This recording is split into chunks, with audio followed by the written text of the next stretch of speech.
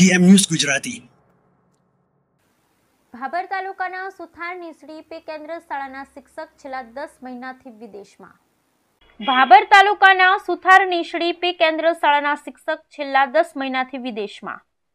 શાળાના આચાર્ય દ્વારા ભાભર તાલુકા શિક્ષણ અધિકારીને લેખિતમાં જાણ કરાઈ।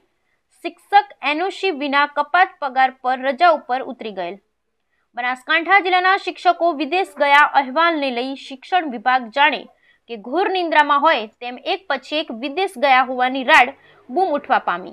શિક્ષકોના અહેવાલો આવી રહ્યા છે ત્યારે વધુ એક ભાભર તાલુકાના સુથાર નીસડી પે સેન્ટર શાળામાં ફરજ બજાવતા શિક્ષક 10 મહિનાથી કપાત પગાર રજા મૂકી અમેરિકા ગયા હોવાના અહેવાલો મળી રહ્યા છે। ત્યારે ભાભર તાલુકાના સુથાર નીસડી પે સેન્ટર શાળામાં ફરજ બજાવતા શિક્ષક પટેલ વિપુલભાઈ ઈશ્વરભાઈ, જેઓનું વતન હીરપુરા, તાલુકો વિજાપુર, જિલ્લા મહેસાણા પોતાનું વતન છે, તેઓ છેલ્લા 7 વર્ષથી સુથાર નીસડી શાળામાં ફરજ બજાવતા હતા, જેઓ ધોરણ 6 થી 8માં ગણિત વિજ્ઞાનના શિક્ષક તરીકે ફરજ બજાવતા હતા, પરંતુ તારીખ 1/10/2023 થી તેઓ એનઓસી વિના શાળાની જાણ કર્યા સિવાય કપાત પગારની રજા પર ઉતરી ગયેલ છે, જેઓ અમેરિકા મુકામે સાઉથ કેરોલિના ગયા હોવાના સમાચાર મળી રહ્યા છે, પરંતુ સુથાર નીસડી શાળાના શિક્ષક જાણ કર્યા સિવાય કપાત રજા પર ઉતરી જતા આ બાબતની જાણ વિપુલભાઈ પટેલે રજા પર ઉતર્યા પછી 1 મહિનામાં જ શાળાના આચાર્ય વસરામભાઈ મકવાણાએ ભાભર તાલુકા શિક્ષણ અધિકારીને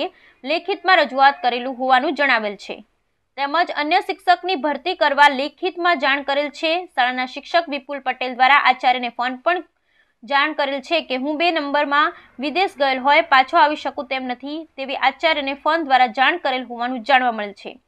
હાલ તો છેલ્લા 10 માસથી શાળાના શિક્ષક વિપુલભાઈ પટેલ કપાત પગાર પર રજા પર ઉતરી જતા 6 થી 8 ધોરણમાં અભ્યાસ કરતા બાળકોને જ્ઞાન સહાયક ભરતી કરી બાળકોને અભ્યાસ કરાવવામાં આવે છે। રેગ્યુલર જગ્યા ખાલી છે। બ્યુરો રિપોર્ટ ગોપાલ કે પૂજારા, ભાભર, બનાસકાંઠા। સુથાર નીસડી પ્રાથમિક શાળાના શિક્ષક શ્રી વિપુલભાઈ ઈશ્વરભાઈ પટેલ કે જેઓ છેલ્લા 8 માસથી એ શાળામાં સતત ગેરહાજર છે, તેઓ શ્રીને તાલુકા કક્ષા દ્વારા એક વખત નોટિસ પણ આપવામાં આવેલ છે, તેમ છતાં એ નોટિસનો જવાબ તેમના દ્વારા આપવામાં આવેલ નથી। શાળામાં તેઓ 8 મહિનાથી રજા ઉપર હોવાથી બાળકોના શિક્ષણ કાર્ય ઉપર તેની અસર પડી રહી છે। બનાસકાંઠા જિલ્લાની અંદર છેલ્લા 3-4 વર્ષથી જે શિક્ષકો 1 વર્ષ કરતાં વધુ સમયથી સતત બિન અધિકૃત રીતે ગેરહાજર હોય એવા 33 શિક્ષકો સામે કાર્યવાહી પૂર્ણ કરી દેવામાં આવી છે। 33 શિક્ષકોને બરતરફ કરવામાં આવેલ છે, એટલે કે રિમૂવ ફ્રોમ સર્વિસના હુકમ કરવામાં આવેલ છે। અત્યારે હાલ જે શિક્ષકો જેમ જેમ 1 વર્ષ એમનો બિન અધિકૃત ગેરહાજરીનો સમયગાળો પૂરો થાય છે એમ સરકારના નાણાં વિભાગના 2006ના નોટિફિકેશન અન્વયે એ શિક્ષકોને નોટિસ આપી એમના ખુલાસા મેળવી અને એ શિક્ષકો સામે કાર્યવાહી ચાલુ છે। એ પૈકીના 6 શિક્ષકોને અને કોઈની પ્રથમ નોટિસ કે કોઈની 3જી નોટિસ આપી છે। 3જી નોટિસના અંતે એમના જવાબને આધારે એમની સામે પણ કાર્યવાહી ટૂંક સમયમાં પૂર્ણ કરવામાં આવે છે। શિક્ષણ વિભાગ દ્વારા કોઈ પણ આવા બિન અધિકૃત શિક્ષકો એના ધ્યાને ન હોય એવું નથી, પરંતુ સરકારના ઠરાવની જોગવાઈ મુજબ જે શિક્ષકો સતત બિન અધિકૃત રીતે 1 વર્ષ જેટલો સમયગાળો ગેરહાજર રહે છે એવા શિક્ષકો સામે સમય મર્યાદાની અંદર તાલુકા કક્ષાએ અને જિલ્લા કક્ષાએ કાર્યવાહી કરવામાં આવે જ છે। હાલ 33 શિક્ષકોની બરતરફીના છેલ્લા 3-4 વર્ષમાં હુકમ કરી દેવામાં આવે છે અને 6 શિક્ષકોની કાર્યવાહી ચાલુ છે, એમને પણ ટૂંક સમયમાં કાર્યવાહી પૂર્ણ કરવામાં આવશે। પવિત્ર શ્રાવણ માસમાં પ્રભુ ભક્તિની સાથે રાષ્ટ્રભક્તિનો સમન્વય। થરાદ તાલુકાના આશોદર ગામે આયોજિત શ્રી શિવ મહાપુરાણ કથામાં વિધાનસભા અધ્યક્ષ શ્રી શંકરભાઈ ચૌધરીની પ્રેરક ઉપસ્થિતિમાં તિરંગા યાત્રા યોજાઈ। પવિત્ર શ્રાવણ માસમાં પ્રભુ ભક્તિ સાથે રાષ્ટ્રભક્તિનો સમન્વય। થરાદ તાલુકાના આશોદર ખાતે આયોજિત શ્રી શિવ મહાપુરાણ કથામાં વિધાનસભાના અધ્યક્ષ શ્રી શંકરભાઈ ચૌધરીની પ્રેરક ઉપસ્થિતિમાં તિરંગા યાત્રા યોજાઈ। ભારતભરમાં શિવ ભક્તો દ્વારા પવિત્ર શ્રાવણ માસમાં વિવિધ કથાઓ યોજાય છે, ત્યારે બનાસકાંઠા જિલ્લાના થરાદ તાલુકાના આશોદર ખાતે શ્રી શિવ મહાપુરાણ કથાનું આયોજન કરવામાં આવ્યું હતું. આજરોજ પૂજ્ય ગુરુદેવ શ્રી રેવાપુરીજી મહારાજના સાનિધ્યમાં અને શ્રી 1008 શંભુગીરી દાદાની તપોભૂમિમાં આશોદર ધામ ખાતે પવિત્ર શ્રાવણ માસમાં શ્રી શિવ મહાપુરાણ કથાની પૂર્ણાહુતિમાં વિધાનસભાના અધ્યક્ષ શ્રી શંકરભાઈ ચૌધરી ઉપસ્થિત રહ્યા હતા.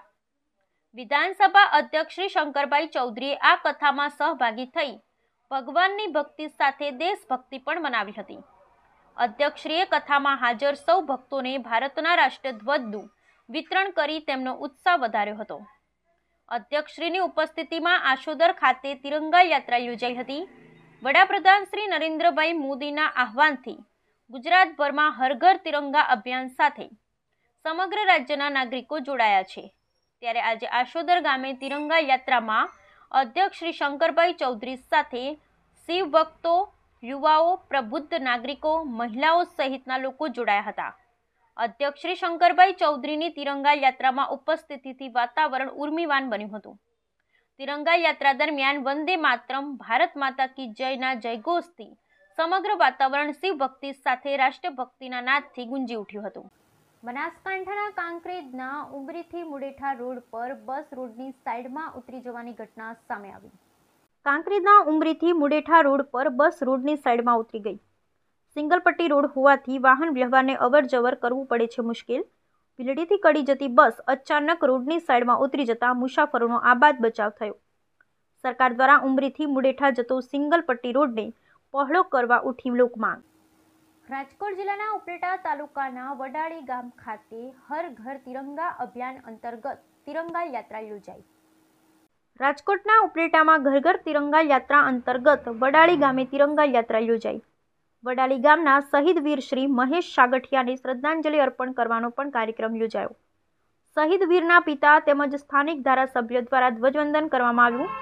વડાળી ગામ ખાતે સન્માન કાર્યક્રમ તેમજ શ્રદ્ધાંજલિ અર્પણ કરવામાં આવી. પાયાવદર પોલીસ, ઉપલેટા મામલતદાર, તાલુકા વિકાસ અધિકારી સહિતના અધિકારીઓ ઉપસ્થિત રહ્યા હતા.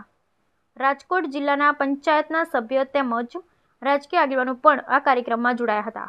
Bureau report Bhavesh Gohil, Upleta. લોકસભામાં ગૌ માતાનો મુદ્દો ઉઠાવ્યા બાદ બનાસકાંઠા પહોંચતા સાંસદ ગેનીબેનનું ભવ્ય સ્વાગત.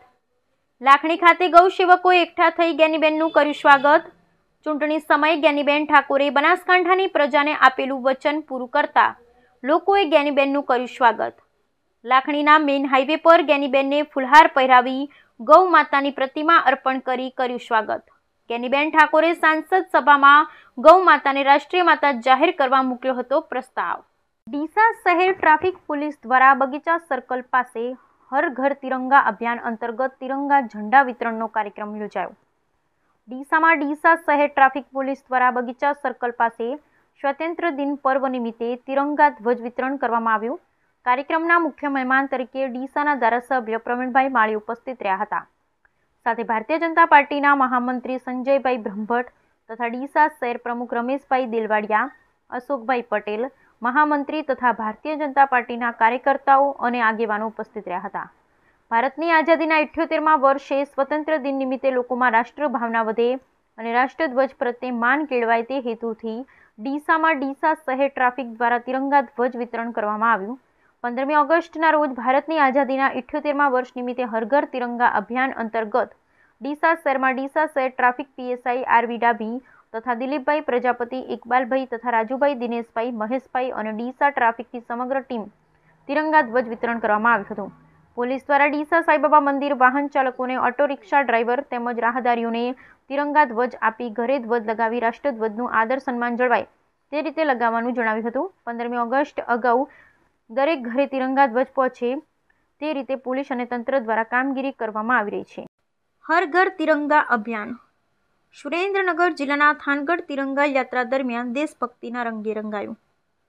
દેશના વડાપ્રધાન નરેન્દ્ર મોદીના આહવાનથી સમગ્ર દેશમાં ઘર ઘર તિરંગા અભિયાન ચાલી રહ્યું છે, જેને અનુલક્ષી સુરેન્દ્રનગર જિલ્લાના થાનગઢ તાલુકાની શ્રી જામવાળી પ્રાથમિક શાળાના આચાર્યએ તિરંગા યાત્રાની લીલી ઝંડી બતાવી પ્રસ્થાન કરાવ્યું હતું.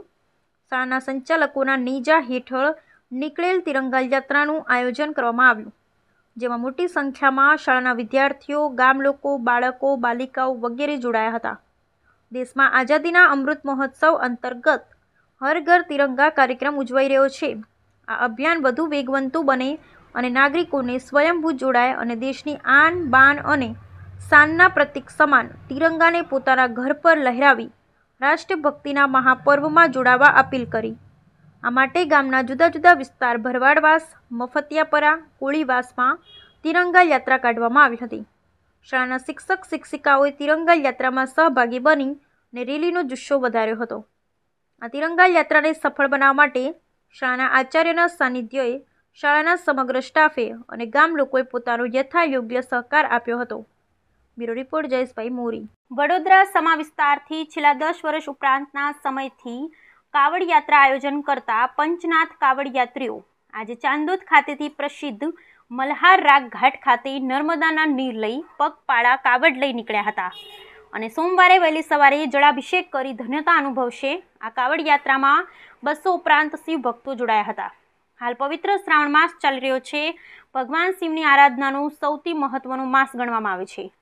ત્યારે વડોદરાના સમા વિસ્તારના કાવડ યાત્રા નિમિત્તે પંચનાથ મહાદેવ કાવડ યાત્રાના ભાગરૂપે 10મા વર્ષે સતત ડભોઈ તાલુકાના તીર્થક્ષેત્ર ચાંદોદ ખાતે મલ્હારરાવ ઘાટથી નર્મદા જલ ભરી ચાંદોદથી વડોદરા પગપાળા કાવડ લઈ શ્રાવણમાં બીજા સોમવારે પહોંચી પંચનાથ મહાદેવ મંદિરે જળાભિષેક કરી ધન્યતા અનુભવશે.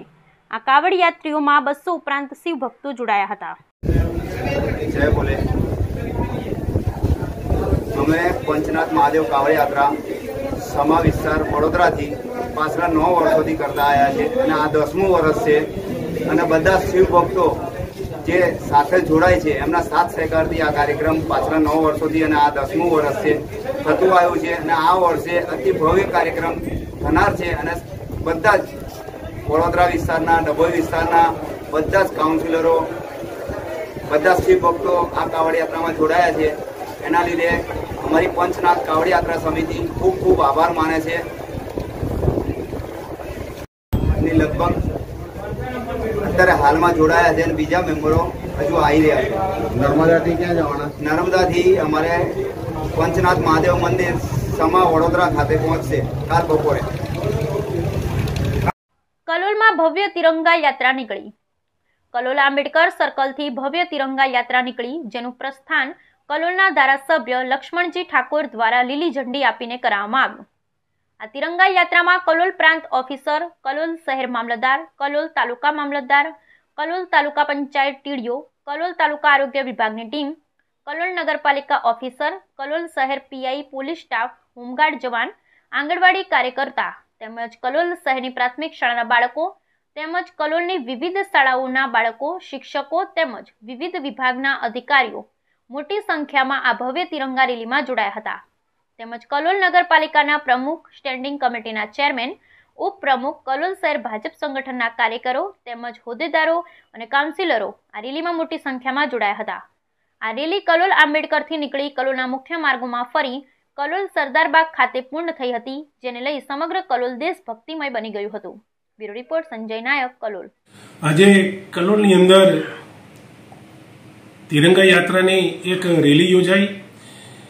એ હર ઘર તિરંગા યાત્રાની અંદર આ રેલીની અંદર આંગણવાડીની બહેનો, શિક્ષકગણ, નગરપાલિકાના પદ અધિકારીઓ, તાલુકા પંચાયતના પદ અધિકારીઓ, પોલીસ કર્મીઓ, મામલતદારશ્રીના કર્મચારીશ્રીઓ અને કલોલની દરેક વોર્ડમાંથી પધારેલા મારા તમામ નાગરિકો હર ઘર તિરંગા રેલી યાત્રાની અંદર આજે કલોલની અંદર દેશ પ્રત્યે કેટલો પ્રેમ અને કેટલી સચ્ચાઈ નિષ્ઠાથી દેશભક્તની એક અનોખી જે આ રેલી યાત્રા યોજાઈ એની અંદર આખું કલોલની અંદર આ મોટી યાત્રાની અંદર જે લોકો જોડાયા તેનાથી કલોલની અંદર એક દેશભક્ત પ્રત્યે પ્રેમ ભાવના જાગી એ રીતની રેલી યોજાઈ. એ બદલ હું તમામ અધિકારીગણ, શિક્ષકગણ, આશા વર્કરો અને તમામ નાગરિકોનો હૃદયપૂર્વક આભાર માનું છું.